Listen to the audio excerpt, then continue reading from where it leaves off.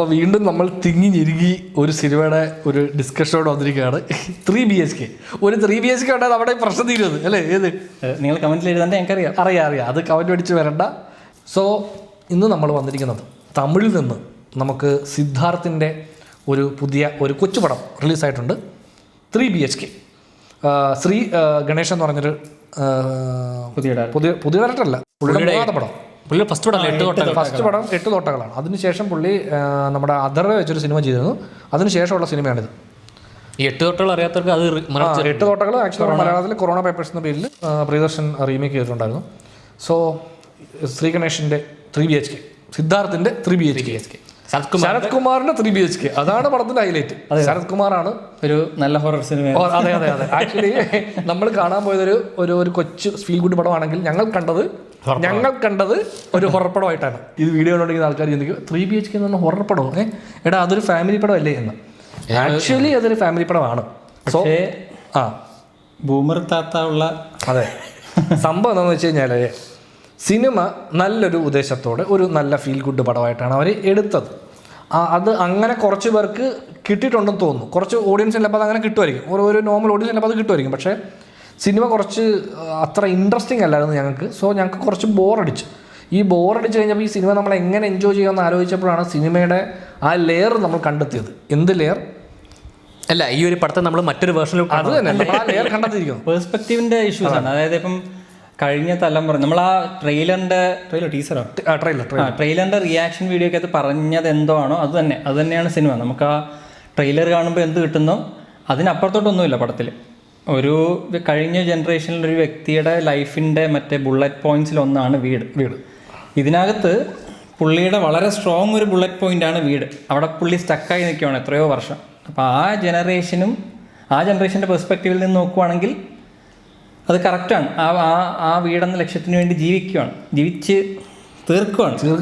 അപ്പം അടുത്ത തലമുറയുടെ പെർസ്പെക്റ്റീവ്, അപ്പം നമ്മളൊക്കെ ഉള്ള തലമുറയുടെ പെർസ്പെക്റ്റീവ് നോക്കുമ്പോൾ അതൊരു ഹൊറർ പടമാണ്. അതായത് കഴിഞ്ഞ തലമുറയ്ക്ക് ലൈഫിൽ ചെയ്യാൻ പറ്റാത്തതൊക്കെ നമ്മുടെ തലയിലോട്ട് വെച്ച് തരികയാണ്. ഇനി എനിക്ക് പറ്റില്ല, നീ ഇത് ചെയ്യണം, എൻ്റെ മകനായ നീയാണ് ഇനി എൻ്റെ സ്വപ്നങ്ങളും. അതെ, ഒരു തരം ഇമോഷണൽ ബ്ലാക്ക്മെയിൽ എന്ന് പറയുന്ന പരിപാടി. അതായത് ഇപ്പം ശരിക്കും വീടെന്ന് പറയുന്നത് ഈ മകനും ആവശ്യമുള്ള സംഭവം തന്നെയാണ്. പക്ഷേ ഇത് മകൻ്റെ പ്രൈമറി ആവശ്യമായി മാറുന്നില്ല, അടിച്ചേൽപ്പിക്കുന്ന പോലെ. അതായത് ഈ സിനിമയുടെ ഇൻറ്റൻഷൻ എന്ന് പറഞ്ഞാൽ ഇപ്പോൾ ഇവർ ഉദ്ദേശിക്കുന്ന ഒരു കോമൺ ഒരു മിഡിൽ ക്ലാസ്സിലുള്ള ആളുകളുടെ ഏറ്റവും വലിയ ആവശ്യമാണ് ഒരു വീട്, സ്വന്തമായൊരു വീടെന്നുള്ളത്. സോ അതേ കൺസെപ്റ്റ് തന്നെ. പക്ഷേ ആ കൺസെപ്റ്റിനെ ഇവർ അവതരിപ്പിച്ചപ്പോൾ ഉണ്ടായ ഒരു ചെറിയ ആ ആശയത്തിൻ്റെ പ്രശ്നമല്ല, അത് അവതരിപ്പിച്ചപ്പോൾ നമുക്കത് കാണുന്ന അത് എടുക്കുന്ന ഒരു രീതിയിൽ, അതായത് നമുക്കത് കാണുമ്പോൾ നമുക്ക് ഫീൽ ചെയ്യുന്നത് ഇവരുടെ ആവശ്യമാണ്, അവരുടെ എല്ലാവരുടെയും ആവശ്യമാണെന്നത് ഈ ശരത് കുമാറിൻ്റെ ക്യാരക്ടർ അവർക്ക് കൊടുക്കുന്ന. അതായത് പറഞ്ഞു വരുമ്പോൾ എനിക്ക് തോന്നുന്നു, അതായത് വീടുണ്ടെങ്കിൽ നമുക്ക് റെസ്പെക്ട് ഉള്ളൂ എന്ന് പറയുന്നത്. അത് വീടും ഒരു മര്യാദയല്ലേ എന്ന പോയിന്റ് ശരത് കുമാർ പറയുന്നുണ്ടെങ്കിലും ശരത് കുമാറിന്റെ പെർസ്പെക്റ്റീവിൽ നിന്ന് നമുക്ക് ഓഡിയൻസിന് അത് കാണാൻ പറ്റുന്നില്ല. ശരത് കുമാറിനെ എപ്പോഴും ഒരു വില്ലനായിട്ട് നമുക്ക് കാണാൻ പറ്റും. പക്ഷെ കാരണം എന്താ വെച്ച് കഴിഞ്ഞാൽ സ്വന്തം മകൻ എന്ത് ചെയ്യണം, മകൻ എന്ത് പഠിക്കണം, മകൻ എന്ത് ചെയ്യണം, എല്ലാം ജീവിതം, മകന്റെ ജീവിതം, ഭാര്യയുടെ ജീവിതം, എല്ലാം മകളുടെ ജീവിതം എല്ലാം പുള്ളിയാണ് ഡിസൈഡ് ചെയ്യുന്നത്. ഈ പറയുമ്പോൾ അത്രയും ഇതാണെങ്കിലും പടത്തിൽ എനിക്ക് ഇഷ്ടപ്പെട്ട ഒരു പോയിന്റ് എന്ന് പറയുന്നത് വയലൻസ് മാത്രമല്ല, അങ്ങനത്തെ ഒരു സാധനമില്ലേ, അത് വയലൻസ് മറ്റേ മകളുടെ കാര്യം വരുമ്പോൾ തല്ലുന്നത് മാത്രമല്ല വയലൻസ് എന്നുള്ളത്. അതായത് ഇതുപോലുള്ള ഇമോഷണൽ ബ്ലാക്ക് മെയിലിങ്ങും ഇമോഷണൽ മാനിപ്പുലേഷനും ഒരു തരത്തിൽ വയലൻസ് ആണ് എന്ന് പടം പറയുന്നുണ്ട്. പക്ഷെ നമ്മളതിങ്ങനെ തപ്പിപ്പിടിച്ചെടുക്കണം. ഇത് നമുക്ക് ഡയറക്റ്റ്ലി അതേക്കുന്നില്ല, അതൊന്നും സ്ട്രോങ് അല്ല. അതായത് ആക്ച്വലി പുള്ളി അവരോട് എന്താണോ ചെയ്തത് അത് പുള്ളി അവസാനം തിരിച്ചറിയുന്ന പോലെ അങ്ങനെയാണ് ആ ഡയലോഗ് പറയുമ്പോൾ നമുക്ക് കിട്ടുന്നത്. പക്ഷേ സിനിമ കാണുന്ന മെജോറിറ്റി ഓഡിയൻസിന് ചിലപ്പോൾ അത് അങ്ങനെ ആയിരിക്കത്തില്ല വരുന്നത്, അല്ലേ? പിന്നെ ആ ക്യാരക്ടറിന്റെ ഡയറക്ഷനും ആക്ടിങ് കുറച്ച് ഫ്ലാറ്റ് ആയിരുന്നു. അതായത് ഫസ്റ്റ് സീനിൽ എങ്ങനെയാണോ ആ ക്യാരക്ടർ അഭിനയിക്കുന്നത് അതേ ഒരു പേസിങ്ങും ഇമോഷണൽ ഏത് സീനാണെങ്കിലും അത് ഡയറക്ടറിന്റെ ഡിസിഷൻ ആയിരുന്നു തോന്നുന്നു അങ്ങനെ ആ ക്യാരക്ടറിനെ പ്ലേസ് ചെയ്തത്. അത് തന്നെ, പ്രായം എത്ര വന്നാലും പുള്ളി സെയിം ഒരേ എല്ലാം ഒരു അവസാനം പുള്ളി മാറിയോ, പുള്ളിക്ക് എന്ത് ചേഞ്ച് ആണ് വരുന്നത് നമുക്ക് മനസ്സിലാകുന്നില്ല. അതിലൊക്കെ ബെറ്റർ ആയിരുന്നു ബാക്കിയുള്ള. എനിക്ക് എൻ്റെ അനിയത്തിയുടെ ക്യാരക്ടർ നന്നായിട്ട് ചെയ്തിട്ടുണ്ട്. പിന്നെ നമ്മുടെ സിദ്ധാർത്ഥും ഇപ്പം ടീനേജർ ആയിരുന്നപ്പോഴും പുള്ളി അത് ടീനേജറെ പോലെയൊക്കെ പെരുമാറാൻ ശ്രമിച്ചിട്ടുണ്ട്. അതിന് ശ്രമിച്ചിട്ടുണ്ട് മറ്റേ ഡി ഏജിങ്ങിൻ്റെ ആർട്ടിസ്റ്റ്. അതെ അതെ, തമാശ എന്ന് വെച്ച് കഴിഞ്ഞാൽ ഈ ചെറുപ്പമാണെന്ന് കാണിക്കാനുള്ള ഏറ്റവും വലിയ പരിപാടി എന്ന് പറഞ്ഞാൽ ക്ലീൻ ഷേവ് അടിപ്പിക്കും. അതെ, അതിൽ നിന്ന് കുറച്ച് മെച്ചുവർ ആവുന്ന കാണിക്കുന്ന മീശ വെക്കും, കുറച്ച് മെച്ചുവർ ആവുന്ന മീശ വെക്കും, അതിലും മെച്ചൂരിറ്റി കാണിക്കുന്ന മീശയും താടിയുണ്ട്. മുടി ഇടയ്ക്ക് മുടിയിൽ വ്യത്യാസങ്ങൾ ഉണ്ടാവുന്നു, അങ്ങനെയാണ് അവർ അവതരിപ്പിച്ചിരിക്കുന്നത്. പക്ഷേ ഈ പുള്ളിയുടെ ഫേസ് സ്ട്രക്ചറിന് വലിയ മാറ്റമില്ല ആരുടെ. പക്ഷെ എനിക്കൊന്ന് മറ്റേ ഏറ്റവും ചെറുപ്പമില്ല, അതെനിക്കൊന്ന് ഫേസിന്റെ സ്ട്രക്ചറിന് ചെറിയ കുറച്ചുകൂടെ ഈ ജോലയിലൊക്കെ കുറച്ചുകൂടെ ഇതാക്കിയിട്ടുണ്ടെന്നോ അല്ലേ, ഈ കഴുത്തിൽ ഇതൊക്കെ കുറച്ചുകൂടെ സ്മൂത്ത് ഒക്കെ ഉണ്ട്. അത് ക്ലോസപ്പ് ഷോട്ടിലൊക്കെ നല്ല രീതിയിൽ സ്മൂത്ത് ക്ലൈമാക്സ് വരുന്നതാണ് പുള്ളിയുടെ ആക്ച്വൽ ഫിഗർ. അതാണ് കറക്റ്റ്. ഇപ്പൊ എനിക്ക് തോന്നുന്നു സിദ്ധാർത്ഥിന്റെ ഒരു നോർമൽ ഇപ്പോഴത്തെ ഒരു ഏജ് കറക്റ്റ് ഒരു ശ്രമമുണ്ട് അവിടെ. അതെ, ഓവറോൾ പടത്തിൽ ഒരു 5-6 സീൻ നന്നായിട്ട് വർക്കാവുന്നുണ്ട്. എനിക്കൊന്ന് അത് ഈ ഡയറക്ടറിന് വളരെ ക്ലോസ് ടു ഹാർട്ട്, റിയൽ ലൈഫിൽ നിന്ന് എടുത്ത ഡയലോഗുകളോ സീനുകളോ ഒക്കെ ആയിരിക്കും. ബാക്കിയെല്ലാം പുള്ളി അതിനകത്ത് എഴുതിയതൊക്കെയല്ലേ, അത് കുറച്ച് ജനറിക് സംഭവങ്ങളായിരുന്നു, നമ്മൾ കണ്ട് മടുത്ത. എസ്പെഷ്യലി ഇപ്പൊ ഈ പറഞ്ഞ നടക്കുന്ന കാര്യങ്ങൾ എന്താണ് ആ സീനിൽ നടക്കുന്നത് എന്നുള്ളത് കുറച്ച് ഭയങ്കര ജനറിക്, ഭയങ്കര ഡയലോഗ് വൈസ് ആയാലും ആ സീൻ വൈസ് ആണേലും സ്റ്റേജിങ് ആണേലും ഇപ്പം എന്ത് സംഭവിക്കുമ്പോഴും റൂമിൽ ഇങ്ങനെ വട്ടം 4 പേര് നിൽക്കുന്നു, ഡയലോഗ് പറയുന്നു, ആ സീൻ അവർ അനങ്ങുന്ന പോലും. അപ്പോൾ ആ ത്രൂ ഔട്ട് പടത്തി പുള്ളി അങ്ങനെ ഡയറക്റ്റ് ചെയ്തേക്കുന്നു. എന്തെങ്കിലും ഒരു മറ്റേ ഇമോഷണൽ സീൻ വരുമ്പോൾ എല്ലാവരും ഇങ്ങനെ വട്ടത്തിൽ 4 പേര് എഴുന്നേറ്റ് നിൽക്കും, ഒരാൾ ഓപ്പോസിറ്റ് നിൽക്കും, അങ്ങനെയാണ് സീരിയൽ വൈബിലാണത്. അങ്ങനത്തെ ആ സീനൊക്കെ ഹാൻഡിൽ ചെയ്തേക്കുന്നത്. ആരാണോ ഇമോഷൻ പറയുന്നത് അയാൾ ഒറ്റ കേൾക്കുന്നു, ബാക്കി 3 പേര് ഇപ്പുറത്ത് നിൽക്കുന്നു, അയാളെ കേൾക്കുന്നു. ആ ഒരു ലൈനാണ്. അപ്പോൾ അതൊരു ഒരുപാട് റിപ്പറ്റീഷൻ ഉണ്ട്. അത് തന്നെ ഇപ്പം മറ്റേ സിദ്ധാർത്ഥ പടത്തിൽ ഒരു 16 എക്സാം എഴുതുന്നുണ്ട്. എല്ലാ എക്സാമിനും ഒരു മറ്റേ മൊണ്ടാഷുണ്ട്. അപ്പോൾ അതൊക്കെ ഇങ്ങനെ റിപ്പീറ്റായി വരുമ്പോഴത്തേക്കും പുള്ളി ചെയ്യാൻ ശ്രമിച്ചത് ചിലപ്പം ലൈഫ് ഒരു റിപ്പറ്റീഷനാണ്, നിങ്ങൾക്ക് ബോറടിക്കും എന്നൊക്കെ പറയാനായിരിക്കും. പക്ഷെ നമുക്ക് ശരിക്കും അത് ബോറിംഗ് ആയിരിക്കും. ഇമോഷണലി കണക്ട് ആയില്ല, അതായിരിക്കും. അല്ല, അത് ലൈഫ് ബോറിംഗ് ആയിരിക്കും. പക്ഷെ നമ്മളാ ലൈഫിനെ സിനിമയെ കാണിക്കുമ്പോൾ അതിനെ ബോറടിപ്പിക്കാത്ത രീതിയിൽ അവതരിപ്പിക്കണം. ബോറിംഗ് ആയ ലൈഫിനെ നമുക്ക് ഇൻട്രസ്റ്റിംഗ് ആണ് അവതരിപ്പിക്കണം.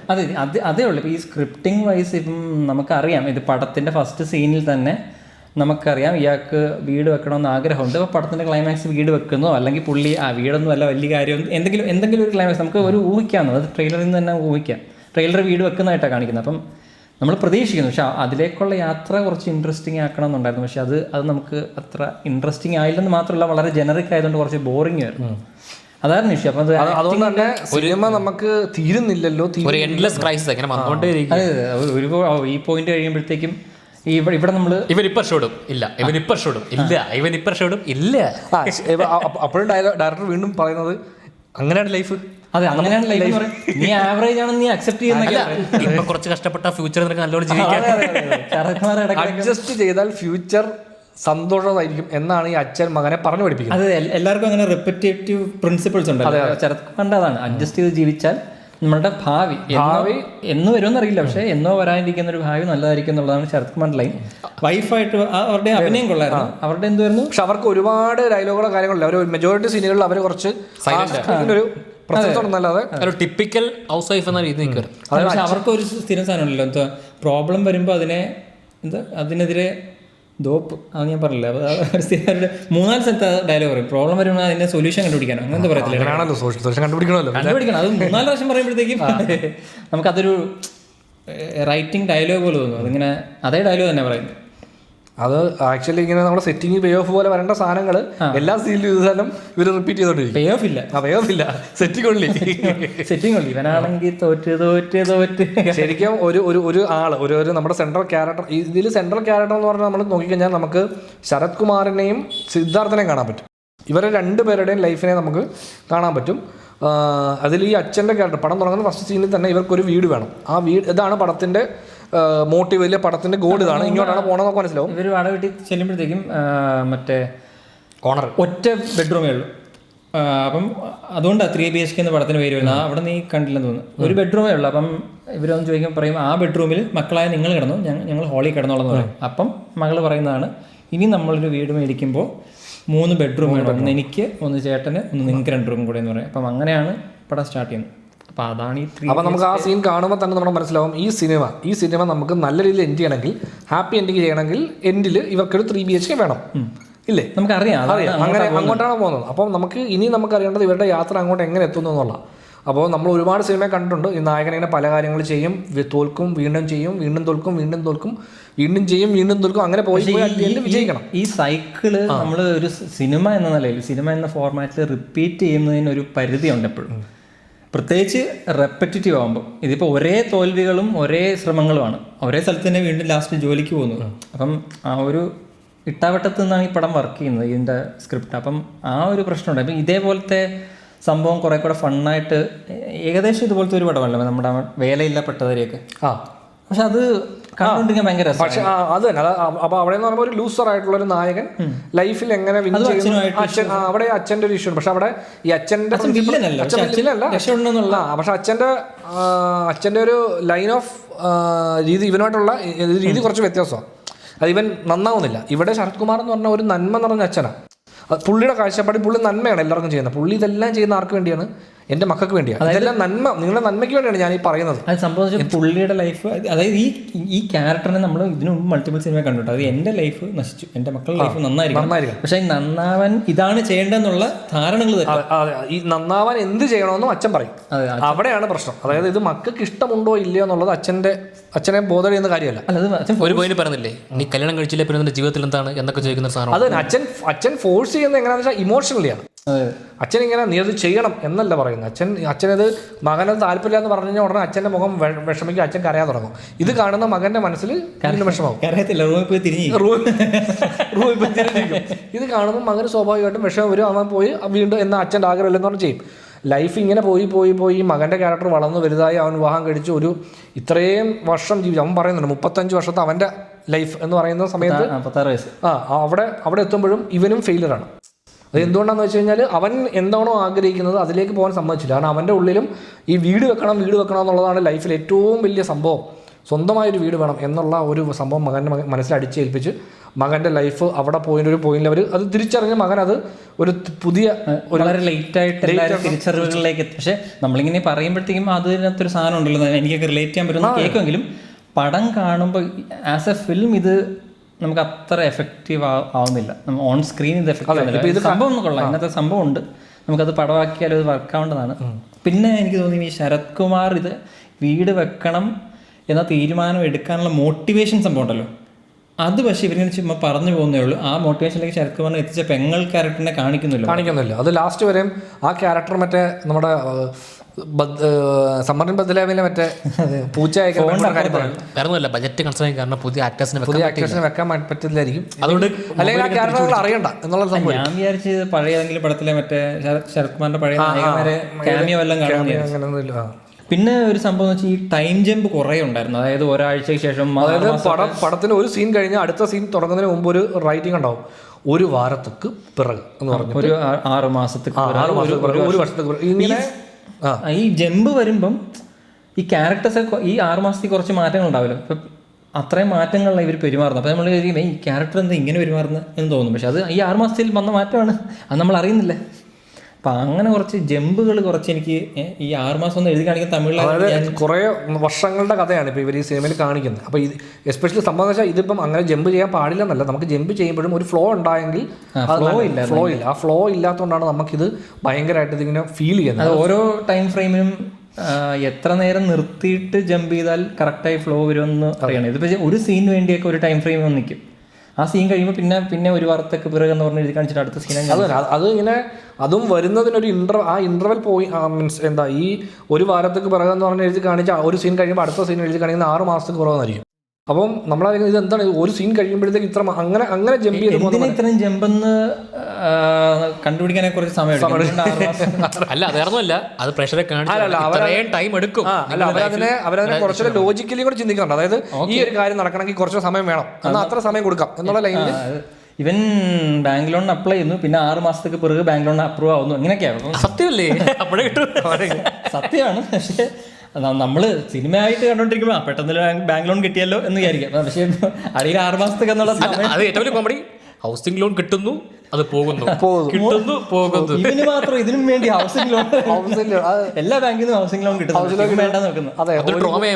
കറക്റ്റ് ഇവർക്ക് ഹൗസിംഗ് ലോൺ കിട്ടി, അല്ലെങ്കിൽ ഇവർക്ക് എന്തെങ്കിലും കാര്യത്തിന് പൈസ ഉണ്ടായി കൈ വെച്ച് കഴിയുമ്പോൾ വേറെ എന്തെങ്കിലും പ്രശ്നം വന്നാൽ പൈസ മാറി തിരിഞ്ഞു പോകുന്നു. സോ അങ്ങനെ അവർക്ക് വീട് വെക്കാൻ പറ്റാതെ പോകും. അതെനിക്കൊരു ഡൗട്ടായിരുന്നു. ഇത്രയും ബുദ്ധിമുട്ടുണ്ട്. ശരത് കുമാർ കിടക്കുന്ന ഹോസ്പിറ്റൽ എന്താ 5 സ്റ്റാർ ഹോസ്പിറ്റൽ? ഹോസ്പിറ്റൽ അത് എനിക്ക് പെട്ടെന്ന് അല്ല ഹാർട്ടുമായിട്ട് റിലേറ്റ് ചെയ്ത സംഭവമല്ലേ, അപ്പം നല്ല ഹോസ്പിറ്റലിൽ കാണിക്കണമല്ലോ. അത് കറക്റ്റാണ്. ആ 15 ലക്ഷം എന്തോ ചേർത്ത്. അല്ല വേറെ തമാശ ഉണ്ട് ചേട്ടാ. സംഭവം എന്ന് വെച്ച് കഴിഞ്ഞാൽ ഇവരുടെ കയ്യിലുള്ള പൈസ കൊടുത്തിട്ട് ഇവർക്ക് വീട് വാങ്ങിക്കാൻ പറ്റും. പക്ഷേ ഇവർക്ക് ആക്ച്വലി ഇവർ എയിം ചെയ്യുന്നത് ഒരു 3 BHK അല്ലെങ്കിൽ പുള്ളിക്ക് മറ്റേ ഫ്ലാറ്റ് വേണം, ഒരു അപ്പാർട്ട്മെന്റ് കിട്ടണം പുള്ളിക്ക്. അതാണ് ഇവരുടെ. ഇപ്പം നമ്മളെപ്പോഴും അല്ലെങ്കിൽ ഇവരുടെ കയ്യിൽ ഇപ്പോൾ കുറച്ച് പൈസ ഉണ്ടല്ലോ, ആ പൈസ കൊണ്ട് ഇവർക്കൊരു വീട് എടുക്കാൻ പറ്റും. അതും ഇവരുടെ സ്വന്തം വീടാവും. പക്ഷെ അതല്ല, അവർക്ക് മറ്റേ 3 BHK തന്നെ വേണം എന്നുള്ള സംഭവം. അതിൽ തെറ്റണമെന്നല്ല പറഞ്ഞത്. പക്ഷെ നമ്മൾ പടം കണ്ടോടെ നമ്മൾ ആലോചിക്കണം, ഇവരുടെ അതിന് മുമ്പും അതിന് ശേഷമുള്ള ഇവരുടെ ബുദ്ധിമുട്ട് കാണുമ്പോൾ നമ്മൾ ആലോചിക്കും, ഇയാൾ അഡ്ജസ്റ്റ് ചെയ്യണോ സകലനേരം പറയുന്ന മനുഷ്യനാണ്. എന്നാൽ ഇത് ഇത് തന്നെ, അതായത് പുള്ളി അഡ്ജസ്റ്റ് ചെയ്യുന്ന പറഞ്ഞാൽ പുള്ളിയല്ല അഡ്ജസ്റ്റ് ചെയ്യേണ്ടത്, മക്കളും എല്ലാവരും അഡ്ജസ്റ്റ് ചെയ്യണം. ഞാൻ അഡ്ജസ്റ്റ് ചെയ്യില്ല, എനിക്ക് 3 BHK പറ്റണം അഡ്ജസ്റ്റ് ചെയ്യണം എന്ന് പറയുന്നത്. കാരണം പുള്ളി ഇപ്പോൾ എനിക്കിപ്പോൾ ഈ അപ്പാർട്ട്മെന്റ് വേണം, എനിക്ക് ഇതിനും ഈ ടൗണിൽ നിന്ന് കുറച്ചുകൂടെ മാറിയാണെങ്കിൽ നല്ലൊരു വീട് കിട്ടിയാൽ ഓക്കെയാണ് എന്നുള്ളൊരു പോയിന്റിലേക്ക് പുള്ളി എത്തൂല. പിന്നെ ഈ സംഭവം ഈ വീടെന്നുള്ള ആവശ്യം പടത്തിലും എല്ലാവരും കരുതുന്നത് ശരത് കുമാറിന്റെ മാത്രം ആവശ്യമായിട്ടാണ്. എല്ലാവരുടെയും ആവശ്യമായിട്ട് നമുക്കൊന്നും ഫീൽ ചെയ്യത്തില്ല, മറ്റ് ക്യാരക്ടേഴ്സിനും ഫീൽ ചെയ്യും. ആണ് അവരെല്ലാവരും. അതിൽ സിദ്ധാർത്ഥ പറയുന്ന സാധനമുണ്ട്, നമ്മൾ ഫ്യൂച്ചറിൽ നമ്മുടെ സന്തോഷത്തിന് വേണ്ടിയാണ് നമ്മൾ ഈ ഫ്യൂച്ചർ നന്നാവും പറഞ്ഞത്, നമ്മുടെ ഈ പ്രസൻറ്റിനെ പറ്റി നമ്മൾ ചിന്തിക്കുന്നില്ല. ശരിക്കും അതാണ് ആ സിനിമ. ഇവരെല്ലാവരും ഇത് ഈ കഥ നടക്കുമ്പോഴും ഇവരെല്ലാവരും പല വീടുകൾ മാറി താമസിക്കുന്നുണ്ട്. അതായത് വാടക വീടുകൾ 2-3 വീട് മാറുന്നുണ്ട്. ഓരോ വീട്ടിലും പ്രശ്നമാണ്. സിദ്ധാർത്ഥിന്റെ ക്യാരക്ടറിന് ഫീൽ ചെയ്യുന്നില്ല, അതാ ഒരു പ്രശ്നം. അത് തന്നെ. അപ്പോൾ അവൻ്റെ ക്യാരക്ടറിനെ സംബന്ധിച്ചോളം അവൻ്റെ ആ ലൈഫ് അവൻ ആ പ്രസൻറ്റ് എൻജോയ് ചെയ്യണമെന്നാണ് ആഗ്രഹിക്കുന്നത്. പക്ഷെ അവൻ്റെ പ്രസൻറ്റും പുള്ളി സ്പോയിൽ ചെയ്യുക. കാര്യം അവനെ പറഞ്ഞ് ആക്ച്വലി ആ ക്യാരക്ടറിനെ ആദ്യം പോലെ കാണിക്കുന്ന പുള്ളിക്ക് പേടിയാണ്. പുള്ളിക്ക് പരീക്ഷ പാസ്സായി കഴിയുമ്പോൾ പുള്ളിക്ക് സന്തോഷമല്ല, പുള്ളിക്ക് പേടിയാണ് തോന്നുന്നത്. കാര്യം ഞാൻ പാസ്സായി, പക്ഷേ എൻ്റെ ഫ്യൂച്ചറിനെ പറ്റി കൊടുക്കുമ്പോൾ എനിക്ക് പേടിയുണ്ടെന്നാണ് പറയുന്നത്. കാരണം മാർക്ക് കുറവാണെങ്കിൽ കാശ് കൊടുത്ത് വേണം അങ്ങനെ. അപ്പോൾ അതേപോലെ അതായത് ആ ക്യാരക്ടറിനെ ഇങ്ങനെ ഭയപ്പെടുത്തുകയാണ്. അതായത് ഒരു മിഡിൽ ക്ലാസ് അച്ഛൻ സ്വന്തം. അതാണ് ആ സീൻ കണ്ടപ്പോഴേ. അതിനു മുമ്പ് ഇവൻ മറ്റേ തോറ്റു പോകുന്ന പേടിയായിരുന്നു. അവൻ പാസ്സായി കഴിഞ്ഞാൽ പക്ഷെ സന്തോഷമല്ല, അടിയെ കൊടുക്കാൻ ഇത്ര കാലം ജയിച്ചിട്ട് പോലില്ല, അപ്പോഴാണ് പാസ്സായപ്പോഴാണ് അടി കൊടുക്കുന്നത്. അപ്പോഴും ഇവൻ ചോദിച്ചേ ഫെയിൽ ആയോ. എനിക്ക് ആ സീൻ എനിക്ക് കുറച്ച് കുറച്ചേരം കൺഫ്യൂഷൻ. അതായത് അത് 75%. അത് ഒരു മിഡിൽ ക്ലാസ് ഫാമിലി 75% കിട്ടിയതിൽ പടക്കം പൊട്ടി ആഘോഷിക്കണവരാ. അവനതുകൊണ്ട് അമ്മയുടെ കൊടുക്കുന്നു, അമ്മ അടിയും കൊടുക്കുന്നു. അപ്പൊ 100 വാങ്ങിച്ചില്ലെങ്കിൽ അടിക്കും. രണ്ടാമത് അടിച്ചു കൊടുത്തപ്പോൾ ഫെയിൽ എന്ന് കാണിച്ചോ. എന്ത് തമാശ എന്ന് വെച്ചാൽ പഠിക്കാൻ കഴിയില്ല, പഠിക്കാൻ താല്പര്യമില്ലാത്തൊരുത്ത് അവനെ പൈസ മൊത്തം കൊടുത്ത് പഠിപ്പിക്കും. നന്നായിട്ട് പഠിക്കുന്ന ഒരു പെൺകുട്ടിയുണ്ട്. പക്ഷെ പെങ്ങളെ പഠിപ്പിച്ച പെങ്ങളോട് പറയാം അഡ്ജസ്റ്റ് ചെയ്തോളാം. പെങ്ങള് നേരത്തെ പഠിച്ചു ജോലിക്ക് കയറിയെന്നെങ്കിൽ അതാണ് നമുക്ക് തമാശ. അത് നോക്കുമ്പോൾ അല്ലെങ്കിൽ നമ്മൾ പറയുന്നത് മറ്റേ നീ പഠിച്ച് കുടുംബം നടത്തണം എന്ന് കുടുംബം നോക്കണം എന്ന് പറയുന്ന സമയത്ത് ആ പെൺകുട്ടി ഇങ്ങനെ നിൽക്കുക, അവളാണ് നന്നായിട്ട് പഠിക്കുന്നത്. അപ്പോൾ അവളോട് പറഞ്ഞാൽ പോരെ, മോളെ നീ അങ്ങ് ചെയ്യും, നിനക്ക് നന്നായിട്ട് പഠിക്കാൻ പറ്റുന്നത്. നിന്റെ ഏട്ടനോ അല്ല നല്ലതാണ്, നീയെങ്കിലും ഇവരെ കൊണ്ടുപോകും കാര്യമില്ല, നീയെങ്കിലും പഠിച്ചതാ. അല്ല അവനും പറയുന്നുണ്ടല്ലോ എന്നെ കൊണ്ട് പറ്റത്തില്ല. പുള്ളി കേൾക്കില്ല. അല്ല അവിടെയായിരുന്നു ഈ പടം കുറച്ചുകൂടെ ഫണ്ണാക്കാൻ വരുന്നവർക്ക് ആ സാധനം. അല്ല പുള്ളി പറയുന്നത് അനുസരിച്ചാൽ ഇവള് കട്ടിച്ച് വേറെ വീട് വിടാനുള്ള രീതിയിലാണ് പുള്ളി കാണുന്നത്. അതായത് ഇതെല്ലാം ഈ ക്യാരക്ടറിനെ സംബന്ധിച്ചോളം ഇതൊന്നും ചെയ്തില്ല എൻ്റെ ലൈഫില്ല. ബേസിക്കലി ഈ ക്യാരക്ടറിന്, ഈ ശരത് കുമാറിൻ്റെ ക്യാരക്ടർ ഈ ഒരു വിഷമത്തിലാണ് അവസാനം വരെയും പോണത്. കാര്യം പുള്ളിക്കൊരു വീടില്ല എന്നുള്ള വിഷമത്തിൽ പുള്ളി പ്രസൻറ്റും എൻജോയ് ചെയ്യുന്നില്ല. പുള്ളി ഇങ്ങനെ ഫ്യൂച്ചറിന് വേണ്ടി വർഷങ്ങളോളം ഇങ്ങനെ പോവുക. പുള്ളിക്ക് കമ്പ്യൂട്ടർ ഇഷ്ടമല്ല, എല്ലാം കഴിഞ്ഞ് IT ഒരു വില്ലനാണ്. എല്ലാം ഫ്യൂച്ചർ എന്ന് പറഞ്ഞിട്ട് എല്ലാവരുടെയും ജീവിതം തകർത്തു. ശരിക്കും പുള്ളി ഒരു മറ്റേ ശരിക്കും നമ്മൾ പറയുന്നത് ബൂമർ ചിന്താഗതിയാണ്. പിന്നെ പുള്ളി പഠിച്ച ഞാൻ വിചാരിച്ച ആ ക്യാരക്ടറിന്റെ ആ ഒരു ലൈൻ ഓഫ് സാധനത്തിൽ ഡെവലപ്മെന്റ് ഉണ്ടാവും. പഠിച്ചു പിന്നെ കമ്പനി വരുമ്പോൾ വരുമ്പോൾ നിങ്ങൾക്ക് സ്പീഡ് പോരാ, ടൈപ്പ് ചെയ്യാൻ നല്ല ഫ്രഷ് പിള്ളേരെ കൊണ്ട് ഇറക്കിയിട്ടുണ്ട് എന്ന് പറഞ്ഞ് ഇത്രയും കഷ്ടപ്പാട് അനുഭവിക്കുന്ന കുടുംബത്തില് മറ്റേ മകൻ കെട്ടിക്കൊണ്ടുവന്നതിന് പെണ്ണ് പറയും കാശും മനസ്സമാനം തമ്മിൽ ഒരു ബന്ധമില്ല. അതിന്റെ പറത്തില്ല അവരോട്. അതെ അത് ശരിക്കും അല്ല. അവർ പറയുമ്പോൾ അവർ മറ്റേ ഭയങ്കര ആ ലെവലിലാണ് ചിന്തിക്കുന്നത്. പക്ഷേ അവള് പറയുന്നത് ഇങ്ങനെയാണ്. അപ്പം എൻ്റെ മെയിൻ പ്രശ്നം കാശാണ്. കാശുണ്ടെങ്കിൽ നേരത്തെ വീട് വെച്ചു, സമാധാനമായി. അത് ഇത് വർഷങ്ങളായിട്ട് 15 ലക്ഷത്തിന് വേണ്ടി അവരോട് പറയരുതായിരുന്നു. അപ്പൊ അവനെന്തെങ്കിലും തിരിച്ചു പറയണമായിരുന്നു. പക്ഷെ അവനെന്നാ അപ്പോൾ മറ്റേ തിരിച്ച് തമാശയായിട്ട് റൊമാൻറ്റിക് ആയിട്ട് അങ്ങ് പോവാണ്. പിന്നെ ഈ പെർഫോമൻസ് പറയുമ്പോൾ ചൈത്ര ആചാർ നല്ല പെർഫോമൻസ് ആയിരുന്നു. ഞാൻ ആക്ച്വലി ഫസ്റ്റ് ഹാഫിൽ പുള്ളിക്കാരി സ്റ്റുഡൻ്റായിട്ട് വന്നു കഴിഞ്ഞിട്ടേ പിന്നെ നായിക ഇവന്റെ അപ്പൊ പുള്ളിക്കാരി പേരെനിക്കറിയത്തില്ല, ചൈത്ര ആചാർ. അപ്പൊ പുള്ളിക്കാരി സപ്തസാഗര ദാച്ചയിലോ സിനിമയിലാണ് പുള്ളിക്കാരി ഇൻട്രൊഡ്യൂസ് ആകുന്നത്. ഇതില് നന്നായിട്ട് വന്ന ക്യാരക്ടേഴ്സിൽ നന്നായിട്ട് ചെയ്ത ആ പെങ്ങളും ക്യാരക്ടറും. അപ്പം ഈ പുള്ളിക്കാരി ആക്ച്വലി ചൈത്ര ആചാർ പടത്തിന്റെ ഫസ്റ്റ് ഹാഫിൽ ഇവരുടെ സ്കൂൾ ടൈമിൽ കാണിച്ചിട്ട് പിന്നെ വരുന്നത് സെക്കൻഡ് ഹാഫിന്റെ മിഡ് പോയിന്റ് അങ്ങനത്തെ എത്തുമ്പോഴാണ്. ക്യാരക്ടർ തിരിച്ചു വരുമെന്ന് തിരിച്ചു നമുക്കറിയാം, പക്ഷെ എന്നാലും അത് വരുന്നത് പിന്നെ ഒരുപാട് ലേറ്റ് ആണ്. അപ്പം ഞാനിങ്ങനെ ആലോചിച്ച് പുള്ളിക്കാരി പടത്തിലില്ല ഇനി, അത് ആദ്യത്തെ ആ സീക്വൻസ് കഴിഞ്ഞ് പോവുമോ എന്ന് ഞാനിങ്ങനെ ആലോചിച്ചു. അല്ല മറ്റേ ഏജ് ഉള്ള ഒരു ആളാണല്ലോ, അതുകൊണ്ട് തിരിച്ചു വരുമെന്ന് എനിക്ക് തോന്നി ആ ക്യാരക്ടറിനെ ചൂസ്. അല്ലെങ്കിൽ വേറെ ഏജിലുള്ള ഒരാളെ വെച്ചാൽ മതി. സിദ്ധാർത്ഥ പിന്നെ അത് പ്രശ്നമില്ല, സിദ്ധാർത്ഥിന്റെ പേരാകുമ്പോൾ രണ്ടുപേർക്കും ആ ഒരു ഏജ് ഉള്ളതുകൊണ്ട് വലിയ പ്രശ്നമില്ല. ആ ഒരു ഏജല്ല എന്നാലും ഒരേ ഏജ് അല്ല ഞാൻ പറയുന്നത്, കുറച്ച് മുതിർന്ന ആക്ട്രസ് ആണല്ലോ. പിന്നെ പടത്തിന്റെ ഒരു വലിയ എനിക്ക് ഭയങ്കര പ്ലസ് പോയിന്റ് തോന്നുന്ന സംഭവമാണ് മ്യൂസിക്. അമൃത് മ്യൂസിക് ഭയങ്കര രസമാണ്. അതായത് പടം കുറച്ച് ലോ ആണെങ്കിലും കുറേ സ്ഥലത്ത് മ്യൂസിക് ബാലൻസ് ചെയ്യണം. പടത്തെ പാട്ട് കേട്ടിരിക്കാം. അതെ, പടത്തിനെ ഇടയ്ക്ക് ഇങ്ങനെ ലിഫ്റ്റ് ചെയ്തുകൊണ്ട് വരും. ആ മറ്റേ കനവെല്ലാം എന്നുള്ള സോങ് ഭയങ്കര രസമാണ്. അത് പടം തുടങ്ങുമ്പോഴും അവസാനിക്കുമ്പോഴൊക്കെ ഈ സോങ്ങാണ്, ആ സോങ്ങിന്റെ ബീജിയാണ് ആക്ച്വലി പടത്തിൽ ഒരുപാട് സ്ഥലത്ത് പ്ലേസ് ചെയ്തിരിക്കുന്നത്. ഹാപ്പി ആയിട്ടും ഇമോഷണലായിട്ടും എല്ലായിടത്തും ഇതിൻ്റെ ബീജി തന്നെ അവർ ഒരുപാട് തവണ യൂസ് ചെയ്തിട്ടുണ്ട് അതിനകത്ത്. അത് നന്നായിട്ടുണ്ടായിരുന്നു. മ്യൂസിക് നല്ല രസമായിരുന്നു. ഈ പടത്തിലൊരു മെയിൻ ഇതിനോട് ലാസ്റ്റിലേക്ക് വരുമ്പോഴുള്ള മറ്റേ മേക്കപ്പ് പരിപാടി, അതായത് മറ്റേ എസ്പെഷ്യലി നമ്മുടെ സരത്കുമാറിന്റെ ആയാലും ദേവയാനി രണ്ടുപേരുടെ മേക്കപ്പ്. എനിക്ക് ദേവയാനി പിന്നെ നമുക്ക് ഇഗ്നോർ ചെയ്യാൻ പറ്റും, പക്ഷേ ഏറ്റവും കൂടുതൽ മോറായിട്ട് തോന്നിയത് സരത്കുമാറിന്റെ മേക്കപ്പാണ്. സരത്കുമാറിന്റെ മേക്കപ്പ് അത് especially last sequence climax last building കയറുമ്പോണ്ടല്ലോ ഭയങ്കര.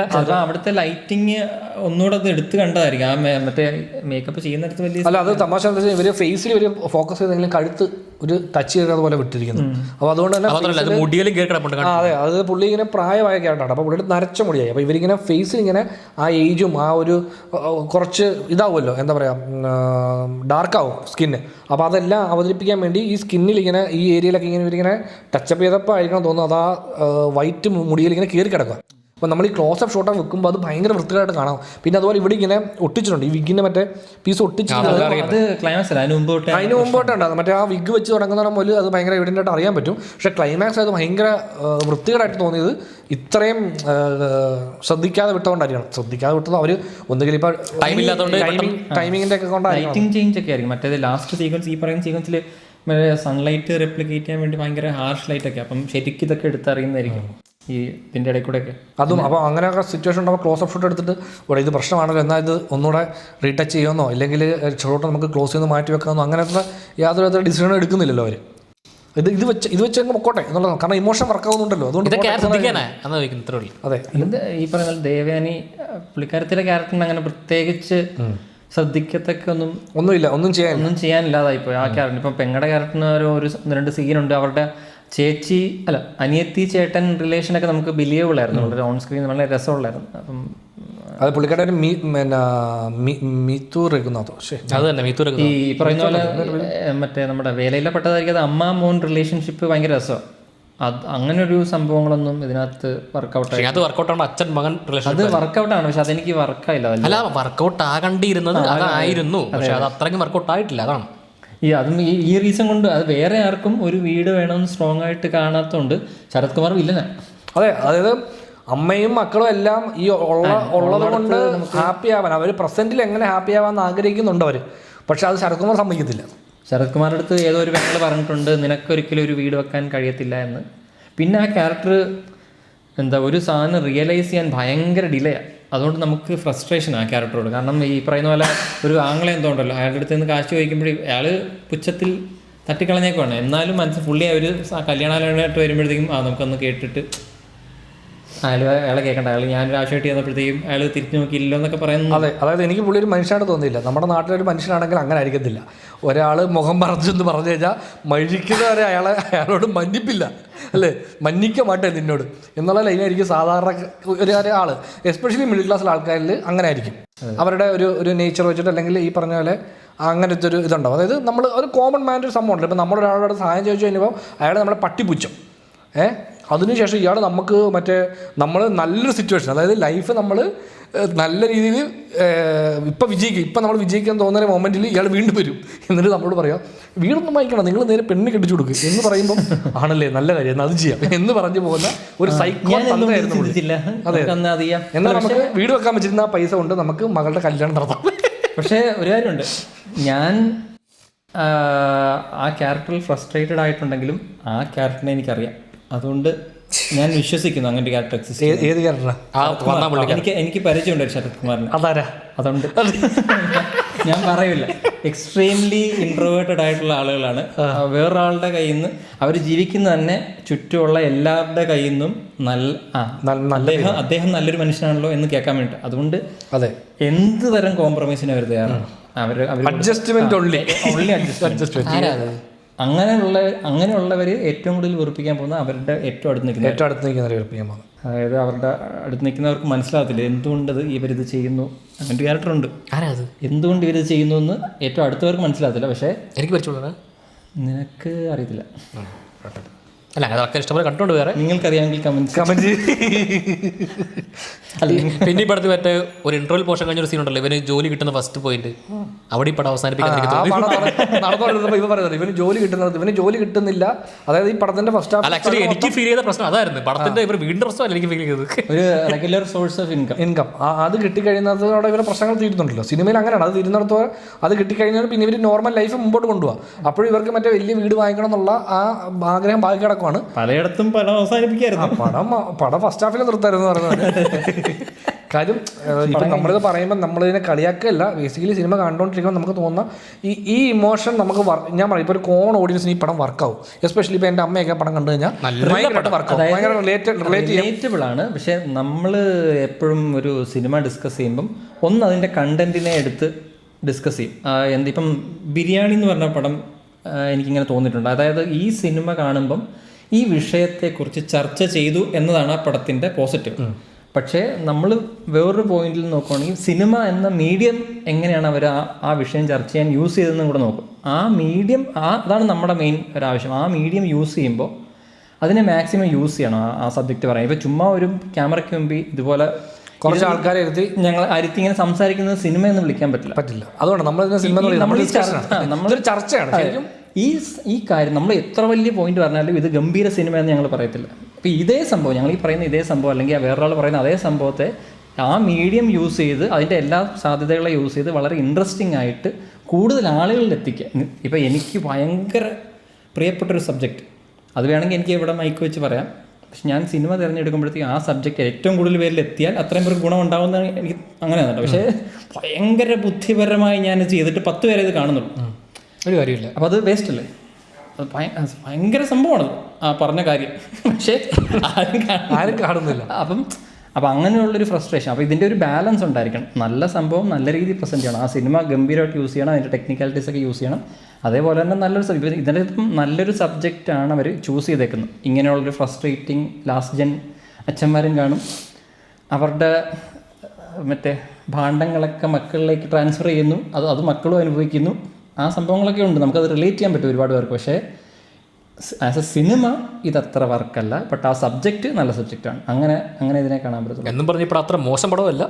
അതെ, കാരണം എനിക്ക് ഈ സിനിമയുടെ OTT റിലീസിന് ശേഷം ഈ സിനിമ കാണുന്ന കുറേ പേര് ഇത് കൊള്ളാം, ഇത് ഇനിയും നല്ല റിലേറ്റബിൾ ഫാക്ടറിലായിരിക്കും അവർ വിടുന്നത്. അവർ സിനിമാറ്റിക് ആയിട്ടുള്ള ആസ്പെക്ട് അല്ല ചിന്തിക്കുന്നത്. ഈ സിനിമ എനിക്ക് റിലേറ്റബിൾ ആണ്, അതുകൊണ്ട് എനിക്ക് സിനിമ വർക്ക്. ഓൾറെഡി പടം ഇങ്ങനെ 6 മാസം ജമ്പ് ചെയ്യും, ഇവരെങ്ങനെ ജമ്പ് ചെയ്യും. ഓക്കെ, ഇവർ വീട് വെച്ചോന്ന് ലാസ്റ്റ് ഓടിച്ചോ വീട് വെച്ചു. ഇപ്പോൾ എനിക്ക് തോന്നുന്നു ഈ സിനിമ കൂടുതലും ഹോട്ട്സ്റ്റാർ പോലത്തെ പ്ലാറ്റ്ഫോമിലേക്ക് വരാൻ തോന്നുന്നു. കാര്യം എന്ന് വെച്ചാൽ വളരെ ജനകീയമായിട്ടുള്ള ആൾക്കാരിലേക്ക് എത്തുന്ന പോലെ ഇരിക്കും ഹോട്ട്സ്റ്റാറിലൊക്കെ ഒരു. അതായത് ഇതിൻ്റെ സംഭവം എടുക്കുകയാണെങ്കിൽ കൊള്ളാമല്ലോ, അവർ കഷ്ടപ്പെടുന്നു, ആ കഷ്ടപ്പാടൊക്കെ ഞാനും പോയിട്ടുണ്ട്. ലോൺ ഇങ്ങനെ റിലേഷൻ വെച്ച് നോക്കുവാണെങ്കിൽ എല്ലാ സംഭവങ്ങളും അതിനകത്തുണ്ട്. പക്ഷെ അത് സിനിമാറ്റിക്കായിട്ട് നമ്മൾ ഇതേ കഥ ഇതിലും ബെറ്ററായിട്ടും പ്രസൻറ്റ് ചെയ്ത് കണ്ടിട്ടുണ്ട്. ഇതേ കഥ ഇതേപോലെയും ഒരുപാട് സിനിമകളിൽ നമ്മൾ കണ്ടിട്ടുണ്ട്. അപ്പം അതിൻ്റെ ഒരു അതുകൊണ്ട് നമുക്ക് ഇടച്ചിൽ ഫീൽ ചെയ്യും. പുതുമയൊന്നുമില്ല, ഒരു നോർമൽ പടം, ഒരു വൺ ടൈം വാച്ചബിൾ താല്പര്യം ഉണ്ടെങ്കിൽ എല്ലാവർക്കും. അതെ. അപ്പോൾ അങ്ങനെ നിങ്ങൾക്ക് 3 BHK കാണണം എന്ന് വളരെയധികം ആഗ്രഹം തോന്നുകയാണ് ഈ വീഡിയോ കണ്ടതിന് ശേഷമെങ്കിൽ നിങ്ങൾ ധൈര്യമായി കണ്ടു നോക്കുക. അതിൽ ട്രെയിലർ ഒന്ന് കണ്ടു നോക്കിയാൽ ചിലപ്പം ഒരുപാട് പേർക്ക് അത് ഇഷ്ടപ്പെടാൻ ചാൻസ് ഉണ്ട്. ചിലപ്പം ഇപ്പോൾ റിലേറ്റബിൾ ഫാക്ടർ വെച്ചിട്ട് നിങ്ങൾ ചിലപ്പോൾ സിനിമ കാണാൻ ചൂസ് ചെയ്യാമായിരിക്കും. അങ്ങനെ ചൂസ് ചെയ്യുന്നതിന് കണ്ടു നോക്കുക. എന്നിട്ട് നിങ്ങൾക്ക് എന്താണ് ഫീൽ ചെയ്യുന്നതെന്ന് നമ്മുടെ അഭിപ്രായത്തോടെ നിങ്ങൾ യോജിക്കുന്നുണ്ടോ, അതോ നമുക്ക് നിങ്ങളുടെ അഭിപ്രായം എന്താണെങ്കിലും അത് നിങ്ങൾ നമ്മുടെ കമൻറ്റ് ബോക്സിൽ രേഖപ്പെടുത്തുക.